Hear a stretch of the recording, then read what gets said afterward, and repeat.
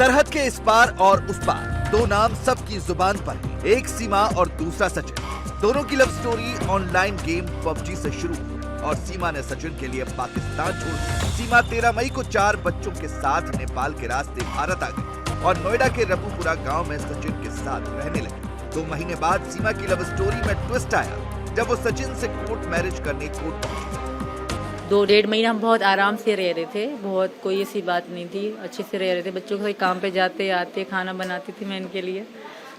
तो अचानक से जब जुलाई आ रही थी ना, तो बच्चों के स्कूल खुल रहे हैं, तो सब मुझे वहीं के जो मालिक मकान है वो भी कहते थे बालकों को स्कूल बिठा दे।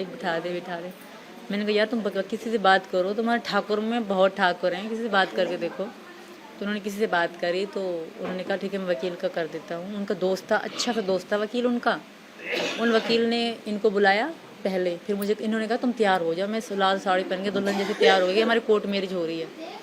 तो उसने हमें फंसवा दिया वकील ने। हमें कहीं से अरेस्ट वरेस्ट नहीं करा गया क्योंकि मैं घर में बैठी होती थी। हमें सिंपल लेडी जैसे रहते हैं इंडियन में वैसे ही रह रही थी, कभी साड़ी कभी क्या पहने।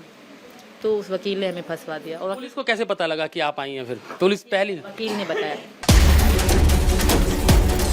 अब सवाल उठता है कि सीमा पर जासूस होने का शक क्यों किया जा रहा है? क्यों इस एंगल से जांच हो रही है कि वो आईएसआई की सीक्रेट एजेंट तो नहीं है? सीमा 5वीं पास है, पाकिस्तान के सिंध प्रांत के एक गांव की रहने वाली है, लेकिन अच्छी अंग्रेजी बोलती है और कंप्यूटर चलाने में उस्ताद है। सीमा का दावा है कि वो 8 साल से कराची शहर में रह रही थी, वहीं पर कंप्यूटर चलाना और अंग्रेजी बोलना सीखा। अगर उसकी इस बात पर यकीन कर लिया जाए तो सवाल यह है कि उसने 4 मोबाइल क्यों रखे हैं। उससे भी बड़ा सवाल यह है कि भारत नेपाल आते वक्त सीमा ने अपना फोन क्यों नष्ट कर दिया? नेपाल में सीमा ने अपना फोन क्यों इस्तेमाल नहीं किया? उसने बात करने के लिए नेपाली लड़कियों के हॉटस्पॉट का इस्तेमाल क्यों किया?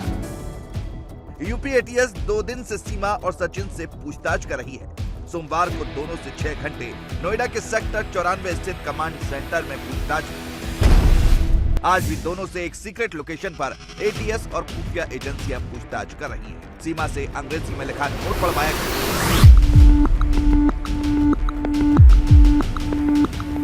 और जिस अंदाज में बिना फंबल के पढ़ा, उससे एजेंसियों को सीमा के 5वीं पास होने का दावा करने पर शक और गहरा गया है। मीडिया के सामने भी सीमा जिस बेबाकी से अपनी लव स्टोरी सुनाती है, वो पाकिस्तान के बंद समाज की किसी मुस्लिम लड़की के मुंह से सुनकर अचरज होता है। पहले तो हम मिले इस कारण कि हमने सिर्फ फ़ोन पे एक दूसरे को देखा था। ये कहता है मैं ऐसा हूँ, मैं कहती मैं ऐसे कि मिलें एक दूसरे को। अगर हम ऐसा हो ना कि हमसे पसंद भी ना आए और मैं हमेशा अगर डिसीजन करके घर बार बेच के आ जाऊँ और हम एक दूसरे को पसंद भी ना आए, कुछ ऐसा वैसा हो जाए, 4 दिन की चांदनी हो शायद, तो हमने मिलने का डिसीजन लिया। बच्चे मैंने वहीं छोड़े चाची के पास। उनको कहा मैं लाहौर जा रही हूँ घूमने, भी 7 दिनों के, क्योंकि लाहौर का रास्ता 2 दिनों का है। 4 दिन रास्ते के, 3 दिन मैंने घूमने के बता दिए, क्योंकि जहाज़ में तो मैं 4 घंटों में पहुँच गई थी। तो हम मिले मुझे बहुत अच्छे लगे। पता नहीं मैं इनको लगी कि ना मुझे बहुत ज़्यादा अच्छे लगे, बहुत स्वीट थे तब। अब पता तो हमारी वहीं हो गई। तो उसके बाद क्या हुआ फिर? आप लोगों ने कैसे इंडिया कैसे पहुंचे? फिर मैं वापस चली गई, शादी वादी हमने करी। मैंने इनको प्रेशर कर मुझसे शादी कर ले, अब कुछ भी हो जाए मैं ना रह पाऊँ इनके बगैर। फिर हमने वहीं शादी कर ली। शादी करने के बाद हम साथ रहे। जब मैं आई तो ये भी रोई थोड़ा, मैं भी बहुत रोई। फिर हम अलग हो गए, मजबूरी थी, बच्चे पीछे अकेले हैं। तो मैं 2 बार इनको कहा भी कि मैं नहीं जा रही, बस इनको बच्चे मेरी बहन संभाल लेगी। तो इन्होंने कहा नहीं वापस जाओ, तुम्हारे छोटे बच्चे हैं, वो तुम्हारा इंतजार कर रहे होंगे। छोटी मुन्नी मेरी बहुत छोटी है। सीमा पर जासूस होने का शक एक और वजह से गहरा रहा है। सीमा अपने 4 बच्चों के साथ 10 मई को नेपाल पहुंची, वहां से काठमांडू पहुंची और बस में बैठकर 13 मई को नोएडा आ गई। इस दौरान वो लगातार सचिन के साथ संपर्क में थी, लेकिन संपर्क के लिए उसने अपने फोन का इस्तेमाल एक बार भी नहीं किया।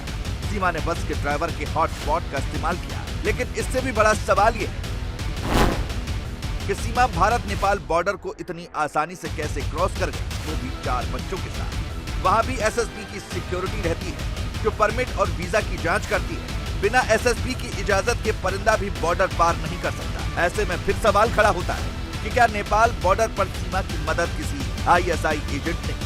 सीमा ने नेपाल के रास्ते ही क्यों भारत आने का प्लान बनाया?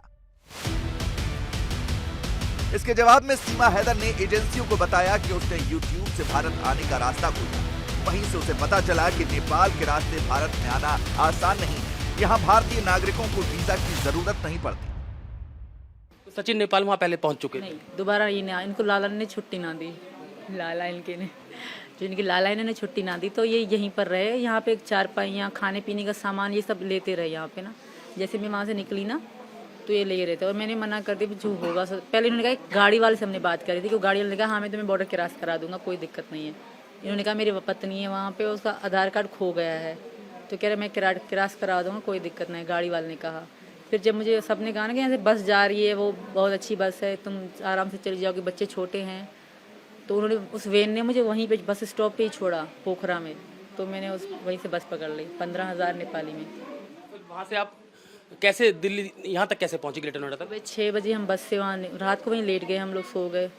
फिर सुबह 6 बजे मैं वहीं से निकली, 13 की तकरीबन 1-2 बजे यहाँ पहुँचे। ये रास्ते में मेरे लिए खड़े हुए थे, गाड़ी पे जो गाड़ी वाला है ना, उसके नंबर से हमारी बात हो रही थी कि मैं तुम कहाँ, मैं यहाँ हूँ, तुम यहाँ हो, ये बात हो रही थी हमारी। मेरा तो सिम ही नहीं था इंडियन, मेरा फ़ोन तो बंद ही हो गया, मतलब काम का ही नहीं था। कहाँ मुलाकात हुई आपकी यहाँ पर? यहाँ कोई मोड़ है इनका, मुझे इनका नाम पता नहीं कौन सा है। जेवर टूल टैक्स से आगे फरेदा कट है, वहाँ पर यमुना एक्सप्रेस वे पर बोल दिया था मैंने गाड़ी वालों को कि यहाँ उतरना है। मैं भी वहीं खड़ा हो गया था, तो वहीं उतर रहा। ऐसे में सवाल उठता है कि क्या 5वीं पास सीमा को किसी ने जासूसी की ट्रेनिंग दी है? क्या भारत में 4 बच्चों के साथ आना, सचिन के साथ अपनी लव स्टोरी को अंजाम तक पहुंचाना है, या सीमा का मकसद बड़ा है? भारत पहुंचने से पहले सीमा कराची से दुबई पहुंची, फिर वहां से नेपाल और फिर नेपाल से भारत। खुफिया एजेंसियां अब ये पता लगाने में जुट गई हैं कि सीमा हैदर दुबई से लेकर नेपाल तक कहां-कहां रुकी, वो किस किस से मिली। आईबी और एटीएस सीमा की फोन कॉल डिटेल्स खंगालने में जुटी हुई है। ये भी वेरीफाई किया जा रहा है कि जिस बस से सीमा हैदर हिंदुस्तान पहुंची, उस बस तक पहुंचाने में उसकी किस किस ने मदद की। इसके अलावा जब सीमा हैदर बस के अंदर मौजूद थी, तो उसने सचिन मीना के अलावा किस किस से फोन पर बात की। एटीएस सीमा हैदर के टूटे हुए मोबाइल फोन का डाटा भी रिट्रीव करने की कोशिश कर रही है। एक और आश्चर्य की बात है कि 5वीं पास सीमा कैसे 4 बच्चों को लेकर 3 देशों का भ्रमण करते हुए भारत आ गई। हालांकि उसका दावा है कि वो अपने प्यार की खातिर इंडिया आई, लेकिन एजेंसियों को उस पर यकीन नहीं हो रहा।